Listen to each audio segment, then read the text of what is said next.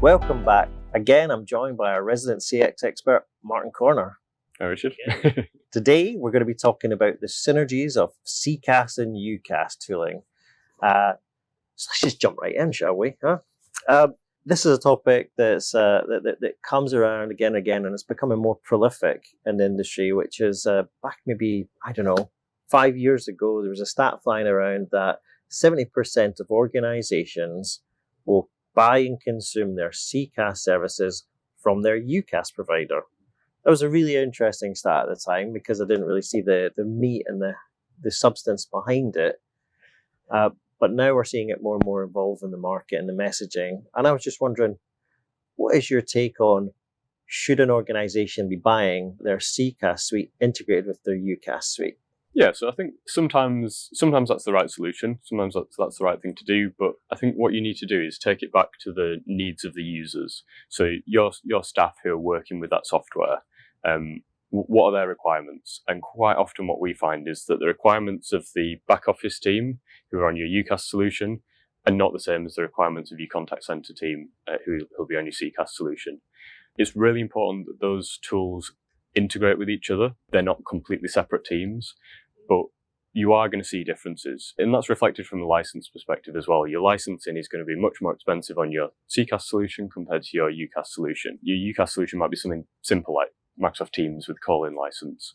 It doesn't need to do a lot. It just needs to be able to make phone calls, see the presence of other members of staff, basic chat, things like that. Your CCaaS solution is much more complicated. That's where you need really detailed queue performance management.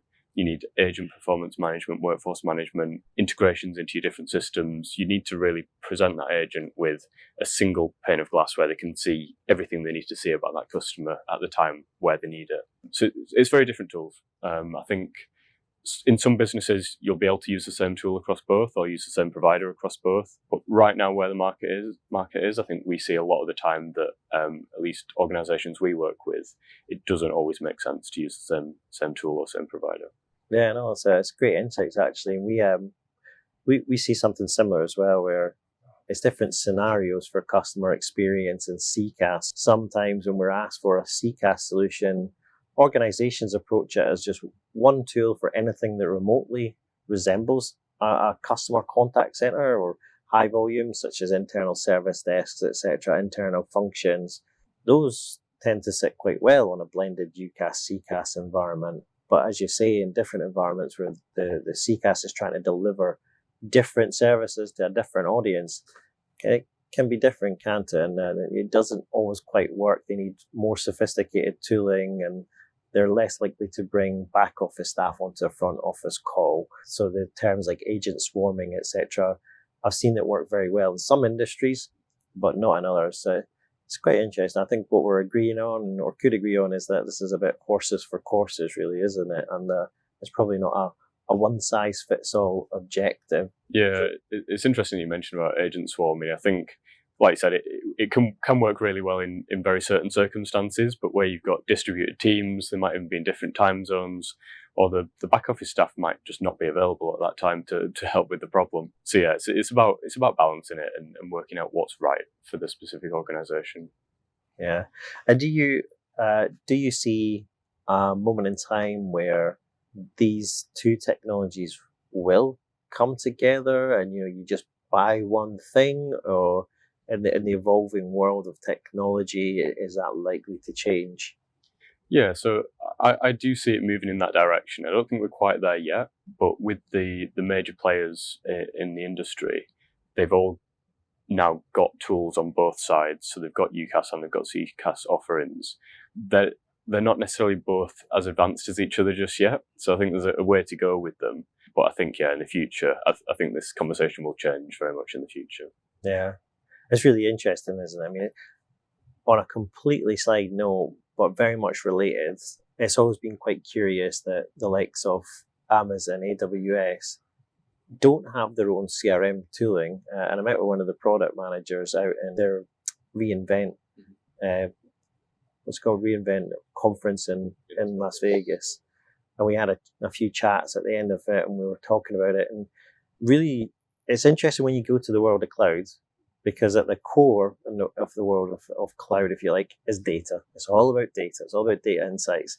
And the way databases and information is spread across a cloud environment it can be at times unstructured, and it can be dotted around.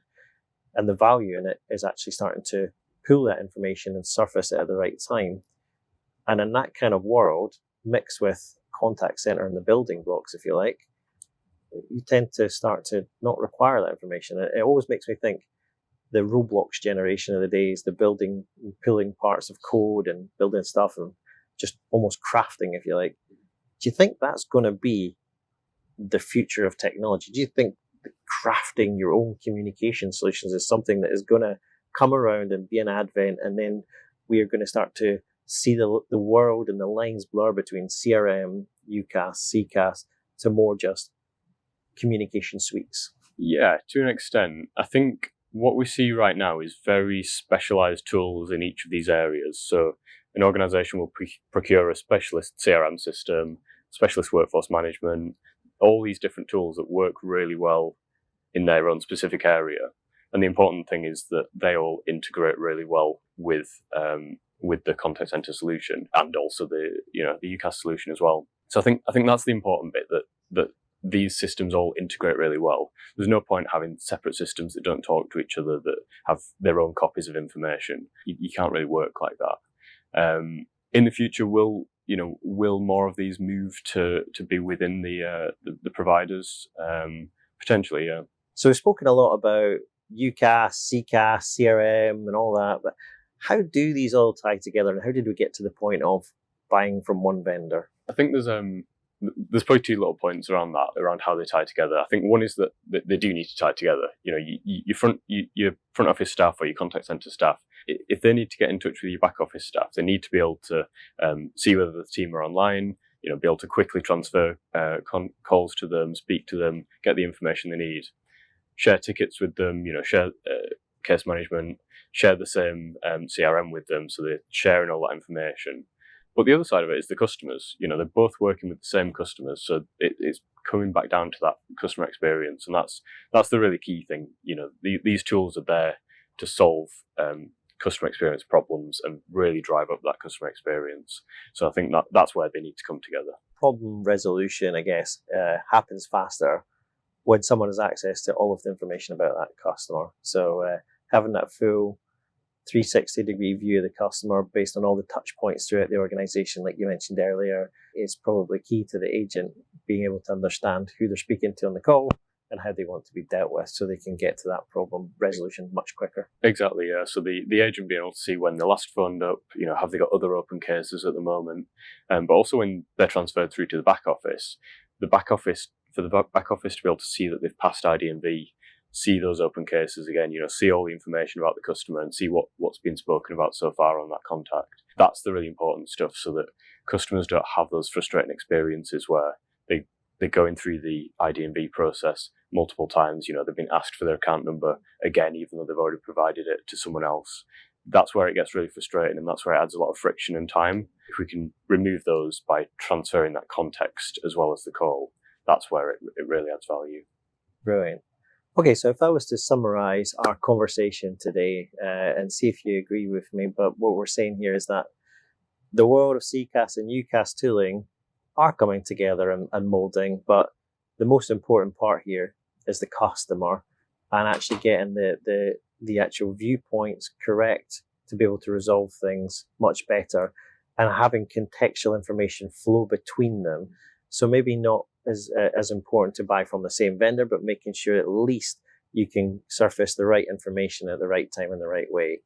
And if that is what we're saying, then I guess a great point to stick on here is that organizations who are maybe trying to make a saving from buying tooling from the same vendor should really start to go back to their CX strategy and make sure they're going to execute upon this, because otherwise it might be a false saving and a false economy, because actually they're going to be saving, but that saving on the tooling may be at the expense of their CX strategy. Exactly, yeah. I think, like you said, it can be a false economy. It depends on what those objectives are, what those goals are, but it doesn't always balance out. All right. Well, Martin, it's been a pleasure again. Thank you very much, everyone.